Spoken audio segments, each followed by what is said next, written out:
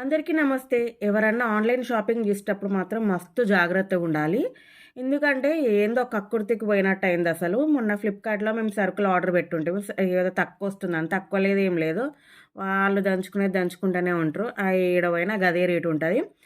సరే అని జెప్పి ఇగ మాకిక్కడ ఇవి దొరకట్లేదు అని జెప్పేసి డెటాల్ అండ్ కంఫర్ట్ ఇది ఆర్డర్ పెట్టుంటి. ఆర్డర్ పెట్టినందుకైతే తను మధ్యాహ్నం వరకు వస్తా అన్నాడు డెలివరీ బాయ్. సరే మధ్యాహ్నమే గదా అని జెప్పేసి ఊరుకున్నా. మళ్ళా ఫోన్ జేసి మేడం కొంచెం దూరం ఉన్న ఆటో పట్టుకొస్తున్నా. కొంచెం లేట్ అయితది. ప్లీజ్, ప్లీజ్ అని అంటే, సరే ఏ టైం వరకు వస్తారు అని అడిగితే, సాయంత్రం వరకు వచ్చేస్తాను అని జెప్పేసి అని అన్నాడు. సరే సాయంత్రమే గదా! ఇగ మా హస్బెండ్ ఉంటాడు ఏముందిలే. సరే ఓకే అన్నాను నేను. అసలు అన్నందుకు నాదే తప్పయింది. ఇగ సాయంత్రం వచ్చిండు. 8 ఏమో అయితుంది. అసలే చలికాలం జప్పన చీకటయితదా. ఇగ వచ్చిండు. ఏంటండి గింత లేట్ ఇస్తారా? లేట్ అయితే కష్టం గదా! అంటే లేట్ మీరున్నది అడవిలాయే లేట్ కాకపోతే ఇంకేమైతదండి. అసలు దూరం ఉన్నోళ్ళది మా ఫ్లిప్‌కార్టోళ్ళు ఎందుకు డెలివరీస్ యాక్సెప్ట్ జేస్తారో ఏమో!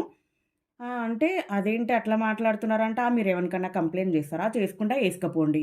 ఎవ్వడేం జేయలేడు నన్ను అని జెప్పేసి వామ్మో! అతనే లేటొచ్చి, అతనే నోటికొచ్చినట్టు వాగిండు. అసలు మాకేం మాట్లాడాలో అర్థం గాలేదు. అసలేదో ఊరు. ఆ రాత్రి ఏం మాట్లాడినా గూడా ఏదో జరుగుతుందనుకోని 10 మంది గుమిగూడతారని జెప్పేసి, మేము నోరు మూసుకొని ఉన్నందుకు అట్లాంటోళ్ళకి మస్తు అలుసయినట్టయింది. ఎవ్వరన్నా లేటయితే అస్సలు యాక్సెప్ట్ జేయొద్దు.